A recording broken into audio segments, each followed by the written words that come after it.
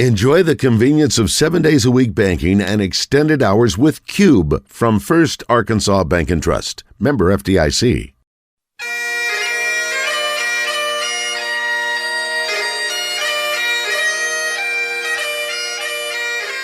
It's time for From the Short Grass with Trey, a golf podcast for those who love golf, struggle with golf, and just like to enjoy the outdoors and fellowship with friends, all while chasing a ball around trying to put it in a 4 1/4-inch diameter hole. From the Short Grass is brought to you by Blackman Auctions. For over 80 years, better auctions have always been Blackman Auctions. By MinnowsPlus.com. From baits to waders, if it helps you catch a fish, they have it. And now, from the Short Grass, here is your host, Trey Schapp. Welcome to another edition of From the Short Grass. I am Trey Schapp. Hope you've been able to get out and play a little bit of golf this summer. I want to give a shout out and congratulations to Fayetteville native Luke Long. The Houston Cougar has signed with the University of Arkansas as a graduate transfer, and so Razorback head coach Brad McMakin is getting someone from right there in Fayetteville. He attended Fayetteville High School. Luke Long, a past ASGA champion, is going to be a graduate student and play golf for the Arkansas Razorbacks. For all of you golfers out there that love to fish, love to get outside, just be outdoors, go to MinnowsPlus.com. Minnows Plus is now a proud partner with Frog Togs. That's right, Frog Togs outerwear. You can find it at MinnowsPlus.com. We're back after this. Stay with us. This is Thomas Blackman with Blackman Auctions. Me sponsoring a golf show is great irony. I've been a phenomenally bad golfer for 30 years. I don't know the difference between a penalty area and a bunker. I like it, but I'm really bad. You listen to this show and to Trey because he's a great golfer and knows the game backwards and forwards. I know auctions like Trey knows golf. I've been a professional auctioneer for 30 years. I know auctions. Trey knows golf. Listen to the correct expert. Call me to learn about auctions, not Trey. Since 1938, better auctions are Blackman Auctions. Minnows Plus is your local source for live bait and live well supplies. They carry the entire line of SureLife products, everything from better bait and finer shiner to no ammonia products to keep your bait and your catch thriving till you get back to the dock. They are the best source for all your private land ponds. Minnows Plus has fish food and pond fertilizer to keep your pond healthy and thriving all year long. If you own or run a bait and tackle shop and need to resupply, contact Minnows Plus and ask about their wholesale prices. Open to the public and walk-ins are welcome. Find them on the web at MinnowsPlus.com. Welcome back to From the Short Grass. On the tee via Zoom is 2021 ASGA Junior Boys Champion Thomas Curry. Thomas, congratulations. Tell me about that first round 67. That's impressive to come out of the gate just firing and making some birdies. Yes, sir. Started the round off with 3 birdies in a row, and then just made 6 pars coming in the rest of the 9, and made par on 10, and got 2 quick birdies on 11 and 12, and then just parred out from there. Didn't make any bogey, just had a really, really solid round. So a bogey-free first round, that had to have you feeling pretty good. Yes, sir. I was really, really confident going into the day, and luckily enough, played pretty well today and got it done. Did you know where you stood after your front 9 when you shot 3 under? So the guys I played with, they were 2 back to the lead and 3. And, I was just trying to play a match against them and, just hoping that nobody else out there just went crazy, crazy low. But that was my mindset going into today. And luckily enough, I beat them both. So let's go through your final round, 72 even par today. Walk me through it. Obviously, you had to have some nerves when you got on the first tee. So yesterday, like I said, I'd start out with 3 birdies. I was really, really confident going in those first couple holes. And today I started off with another birdie. Just it made me excited and ready to take on the day after that. Made a good par number 2, and then took advantage of the par 5 third. Made birdie there. Played okay. The next couple holes made par, and then I made a bogey, but then got it back with the birdie on I think number 6, the par 3, and then number 7 I made a really, really sloppy bogey, and then I had a 3-putt on number 8. And then I lipped out for birdie on 9. I didn't finish it very strong, but I just try to stay patient, stay, calm and confident on the back 9. And then number 10, it's kind of a weird hole. It has this creek that's rolling through the middle of it, and you can either lay back or just bomb it over. And, I'm not the longest hitter, so I kind of, decided to lay back. I don't know what happened. I guess the adrenaline was pumping or something. I hit one, for the practice round and the round yesterday at a 4 hybrid off the tee and laid up to just perfect. And today, it took probably 4 bounces and then hopped in the water. It just kind of shocked me, to be honest. Like I said, I tried to stay calm and then, made bogey from there. And then I just told myself on the 11th fairway, just, be patient. That run's going to come. Made par on 11 and then hit a really, really good drive on 12 and then stuck it to about 4 feet and tapped in for eagle on 12. Wow. And then on 13, burned the edge for birdie. And then 14, same thing happened on 10. I hit this bomb, I guess you'd say, of a drive and hit it in this really, really high grass next to the hazard. And just had to pitch out sideways and then knocked it on and ended up making bogey and then parred out. I was really, really proud of myself after number 10, just staying patient and just got the job done. What does it mean when I say, Thomas, you are the 21 state amateur in the state of Arkansas? It's awesome because, all those kids or all the kids that play this week, there's some really, really good players, and to be able to go out and play really, really solid and, to win the thing is really, really special to me. Have you looked at that trophy and the names that are on that trophy and now yours is going to be up there with those? There's a whole bunch of guys really on there from Hannah, just like you said, just a whole bunch of really, really good players. And, to be a part of that now it's truly special. What's one of the names on there that you look at and you go, wow, I'm on there with him? Well, there's a guy, actually my neighbor, his name is Mike Craven. I think I can't remember what year it said he won, but he played on the tour for, I think, a couple years and, didn't do anything crazy, but make it on the PGA Tour is something special. So he was on there. Garrett May, one of my really good friends, he played it 4 years at Baylor. I think he was a second team All-American. And he's playing the Latin America Tour. And if he plays well in the next 2 events, he's going to be fully exempt for second stage of Q school. So, just like you said, and I said, just a whole bunch of really, really good players on there. What's next for you? What are you going to do the rest of the summer? The high school team is leaving Saturday to go play at Pinehurst for that national high school event. And that's going to be the 28th through the 30th. And then I come back for a couple of days and then play in the USAM qualifier in Hot Springs Village. And then I think I'm going to in a AJG Payne Stewart, Bass Pro Shop, Payne Stewart, something like that, in Missouri. So, and then I really don't have much else planned in July, but I'm going to play in the Cotton States tournament. And I think there's the Cotton States tournament so far. I think I have planned in August. You got a pretty full schedule there. What about the future? Play golf in college? Where are you looking at going? I just want to go somewhere, to be honest with you, that's going to, help my game for the next 4 or however many years I'm in college, just to get better, try to get me ready for that, I guess you'd say, professional lifestyle, because that's the goal. I want to make it on the PGA Tour, I just want to be one of the really, really good player out there as well. So, yeah, just really anywhere that's going to help my golf game. Well, Thomas, congratulations on winning and being named. Now you're not named. You are the 2021 Arkansas Junior Amateur Champion. Congratulations. Thank you very much. Thanks for joining us. Appreciate it.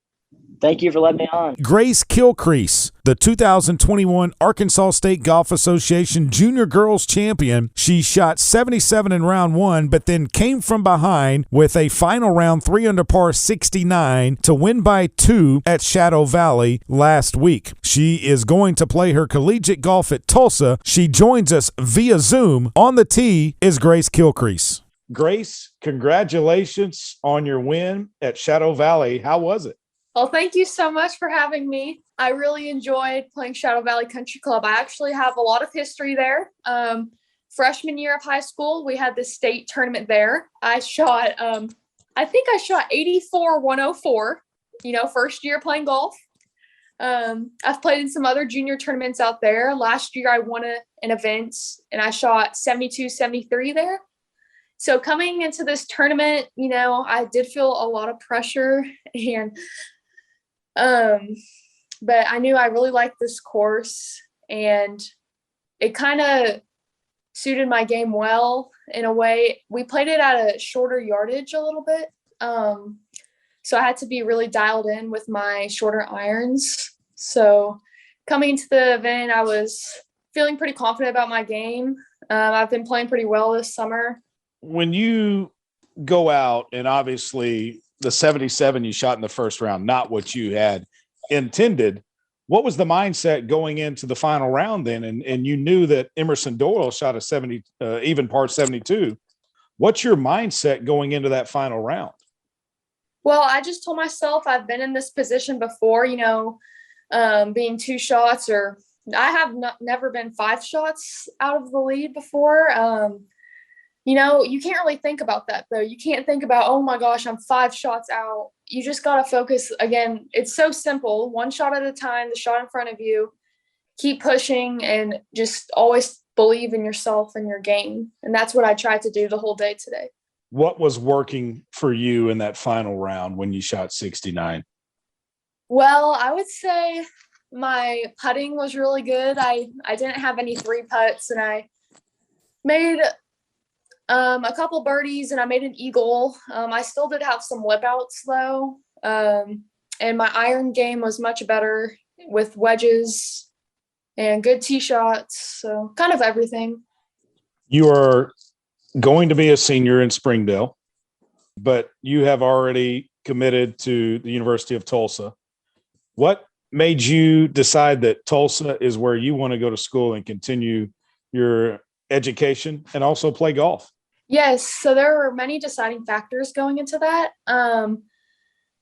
One, I really like the campus. It's smaller and that's kind of what I was looking for. And, for golf, I love the coaches, Coach Young and Coach Tapman.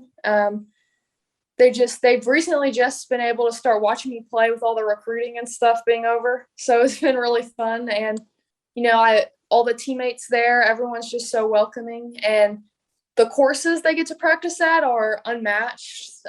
Play basically the best courses in the world. I just chose Tulsa because I thought it'd be the right fit for me and my personality and my golf game. And I know that Coach Young and Coach Tapman can help me improve my game to the next level to win a Division I title as a team. When you found out today that you had done enough, you were the champion, what went through your mind?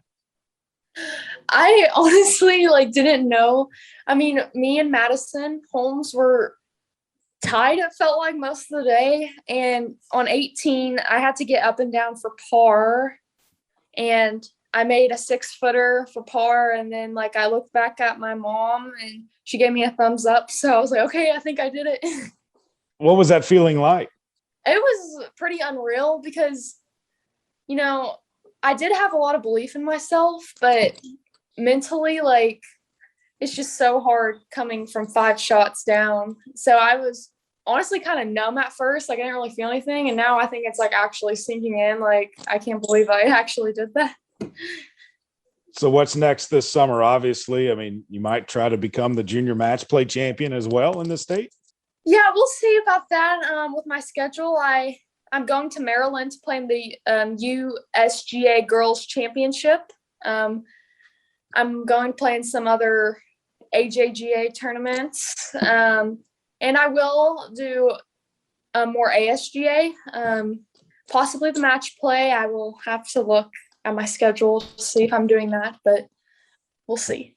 Well, Grace, congratulations on your win. I know how difficult it is to win a golf tournament. You've put in the hard work and it's paid off. Congratulations. Thank you so much. Tyler Reynolds was the number 3 seed at the Men's Match Play Championships held at Lost Springs Golf and Athletic Club in Rogers a couple of weeks ago. On the tee via Zoom, here is Tyler Reynolds. What does that mean to be an ASGA champion? Well, this one, it's tough. They're always tough. It's even when you're 3 up with 5 holes to go, you find a way to make it hard on yourself. And it's never really over until you walk off the last hole and you've won. It's stressful. It's fun though. Let's go back to your first match against Jack Lindsay, and anybody that knows the Lindsay name, and that was a Lindsay property that you were playing at, Lost Springs Golf and Athletic Club. You're a member there as well. So what was that first match like against Jack? I heard Jack was pretty long. Obviously, he's a pretty good athlete, being a former quarterback at the University of Arkansas. Probably the nicest guy I've ever played golf with. Won the first 7 holes, then he won 8, 9, and 10. That I won the last 3 to close him out. But really good athlete. Probably the nicest guy I've ever played golf with. Super nice. You won the first 7 holes? I did, yeah. Take us through those holes. What happened with that? Well, it's my home course, and it's just made a lot of birdies. That's what you got to do in match play. Do you think playing on your home course gave you an advantage? Kinda. So usually my course, usually plays kind of soft and slow, and we just haven't had any rain in so long that the fairways were firm and fast. I mean, you played it was kind of hard to keep the ball in the fairway. If you had any kind of draw on it, it was the ball was bouncing 10 feet in the air, and if you didn't hit it really straight, it wasn't going to stay in the fairway. That's not what we're used to out there, and you get a lot of spin on the greens, and they were kind of releasing this week. So I mean, yeah, I kind of knew where to hit the ball, but also you get a lot of bounces that you weren't used to. You knew your quarterfinal match would be a tough one, no matter who you were going to face. When you saw the bracket, Ben Davis or Josh McNulty. Yeah, I definitely went and watched the end of that match as soon as I could. Good friends with Josh and Ben, but I mean, me and Ben, we went out to eat right after that. We were really excited about it, and I had to get him back. I mean, we played 2 years ago at Rebsman, and it's really hard to play a match against one of your really good friends, because you want to win, but you're just not used to trying to beat somebody that's you're good friends with. And I definitely made it a little easy on him last time. Not that he didn't play good, but I told myself I can't let that happen again. I gotta stay focused, and so I did. And he didn't have his best day. He definitely could have played better. He's a great player, but yeah, that was a fun match. All right, you beat Ben 5-4 in the quarterfinals, and that gets you into the semifinals against Thomas DePriest. That was a good match because in the Momo Classic, he made a bomb to win in a playoff that I was in. So Saturday was a pretty good day for redemption for me with getting to play Ben and Trey DePriest. And then obviously that gets you to the championship match against Derek Smith, Father's Day Sunday. Your dad was in the cart with you. I'm sure that was pretty special. Yeah, that was really cool. He didn't tell me he was coming. I was on the second hole and I just hit my tee shot, and I kind of look around and I see him walking over. I had no idea he was coming with Derek. A lot of people don't know Derek. Derek caddies on the PGA Tour. Derek played college golf. He played professional golf for a while. Easily, probably, I would say top 2 amateur golfers in the state. He's really, really good. I don't know what the scorecard said, but when I added it up, I think we birdied like 6 of the first 9 holes, and then maybe 3 or 4 holes on the back 9 before the match was over on 15 or 16. Yeah, that had to have been something. The fact that it was just back and forth and everybody making birdies. I mean, that's the goal in match play, obviously, is to make a lot of birdies. And you made quite a few over the week. In match play, putting is so important, and my putter definitely let me down this past week. But somehow I feel like I hardly ever made a bogey, even though I didn't make a lot of birdie putts that I should have made. I never really put myself in trouble and made it hard on anybody to beat me, which is kind of what you got to do. You kind of got to let the other person beat themselves and not beat yourself. Tyler, you're a former Little Rock golfer. What did it mean to you, being an alumnus of Little Rock and the golf program, to see them have success this year and reach the NCAA championships? That was so huge. Obviously making it to national championship is huge. I was literally almost in tears for those guys when I saw, I'll be honest, I was following it on GolfStat, and with a few holes left, I probably like maybe 6 or 7 holes left. I was like, well, that sucks. They're not going to make it. And then I see on Facebook later that they made it. I look back at the scorecard and see what they did the last few holes. I mean, that's incredible. That's out of a movie right there. You just almost can't make that kind of thing up, to be that far back. And, you kind of expect, okay, you get to regionals, that's great. And then, you fall a little short. Okay, that's kind of your expectations. But to not give up like that, that's just something that credit goes to Jake Carrington for putting that kind of belief and perseverance in those guys to never give up like that. That's crazy. That's awesome. You have won Player of the Year in the state of Arkansas. You lead the points race now after winning the match play. What would it mean to you to win another Player of the Year? Yeah, that'd be great. It's going to be really tough for anybody to catch me. I have a first and a second this year, and then obviously winning one of the state championships kind of puts you in the driver's seat. I mean, if I play well at the Malmo Classic and at the State Am at Pleasant Valley, somebody's going to have to. I don't know how somebody's going to beat me. Somebody's going to have to win everything and hope I break a leg or something, because I'm still going to play in a lot of stuff. So I definitely made it hard on somebody else to catch me. Do you have a place for the Roy Wood Trophy? It is sitting in my living room. I'm sure you've seen it. It's huge. I don't know where to put it. It's huge. I definitely enjoy looking at all the great names that have won it before. Wes obviously is on there quite a bit. Kind of neat to look on that trophy and see all of the great names, and now you're on there with those. That means a lot, I'm sure.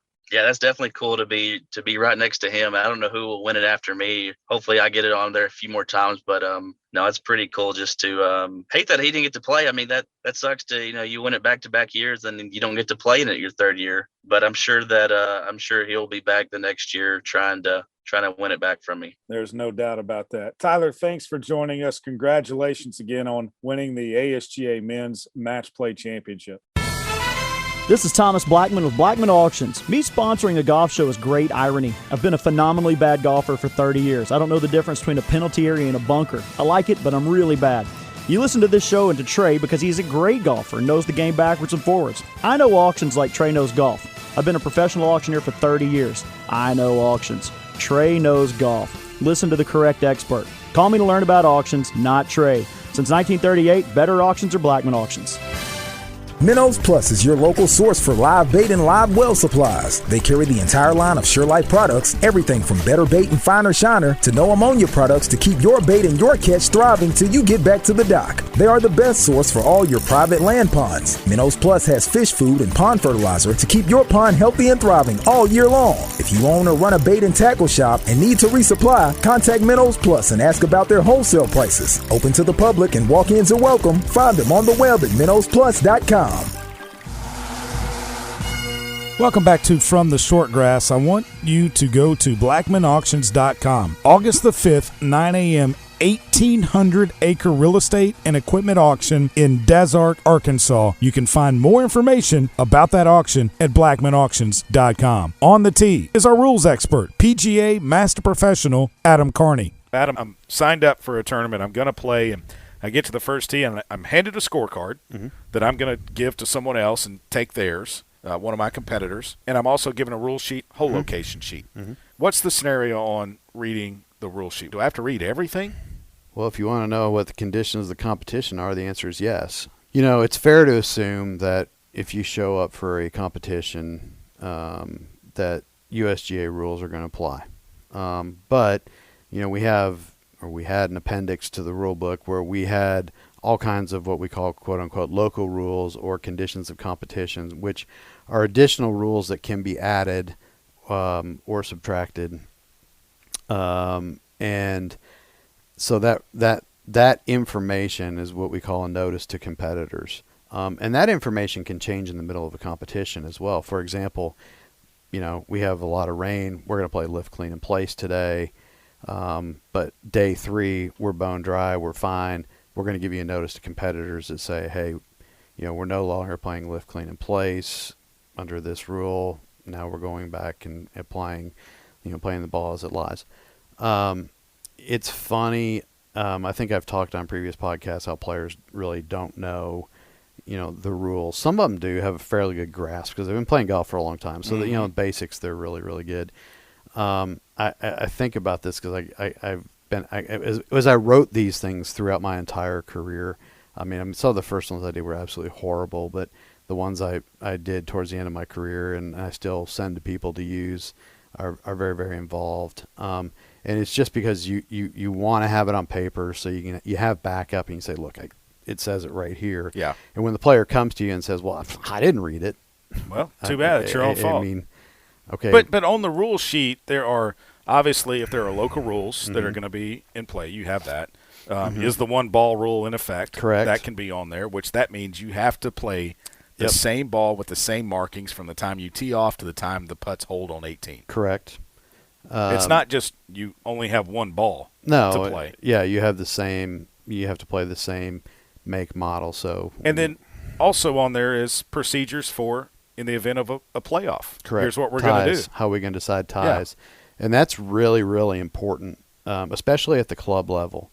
So if there are club professionals or people that run tournaments, you really need to have that on there.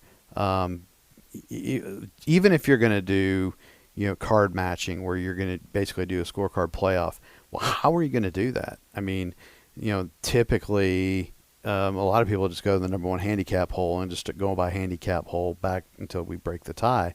The USGA's method at one time was, hey, we're going to take the total score of the back 9. And if we're still tied, we're going to use the last 6. If we're still tied, we're going to use the last 3. If we're still tied, we're going to use the last hole.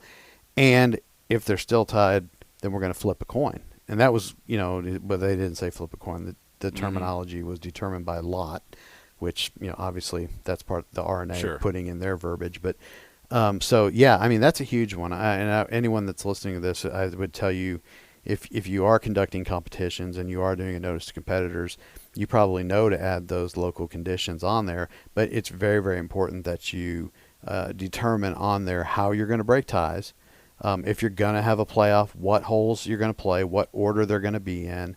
Those need to be on the rule sheet, because if they're not, you as a club professional, I mean, what if one of your buddies or better customers in the golf shop's in that playoff, and hey, he doesn't play 18 very well, so we're going to go to number 1 and start. Now all of a sudden you're going to be looked at favoritism. So you get that in black and white from the word go.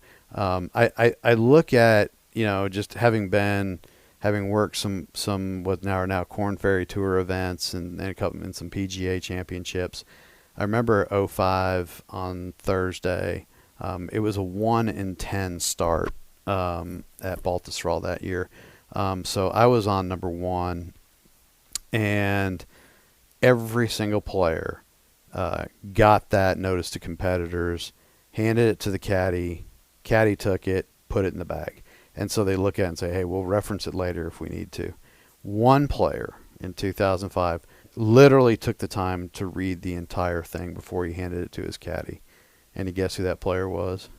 I'm going to say it was probably one of the players that was playing pretty well at that time. He was. It was Tiger Woods. Tiger Woods. Tiger Woods read every single word, even looked over at his caddy. Stevie. It was Stevie at the time, and said, hey, we need to note this right here. Blah, blah, blah, blah. I mean, maybe it speaks to, how meticulous Tiger Woods is as a player, that, he actually, only player I saw take the time to actually read through everything. He is our guru when it comes to the rules of golf. He'll be here every week on From the Shortgrass. If you've got a question for him, a rule situation that you need help with, email us fromtheshortgrass@gmail.com. That will do it for this edition of From the Shortgrass. Don't forget, in a couple of weeks, the Maumelle Classic at Maumelle Country Club, July 16th, 17th, and 18th. You can still enter that event. The Randy Beaver Jr. at Rolling Hills Country Club is July 13th and 14th. And don't forget, the British Open is coming up July 15th, 16th, 17th, and 18th. The last major of the season is almost here. I leave you with this golf quote from Ben Hogan. The most important shot in golf is the next one. I hope your next shot is a great one. Stay cool, stay hydrated on the course, and remember to repair your ball marks and a couple of others, and I hope to see you from the Shortgrass. You've been listening to From the Shortgrass, a weekly podcast dedicated to the game of golf. From the Shortgrass is brought to you by MinnowsPlus.com. From baits to waders, if it helps you catch a fish, they have it. And Blackman Auctions. For over 80 years, better auctions have always been Blackman Auctions. This has been a presentation of the Buzz Radio Network.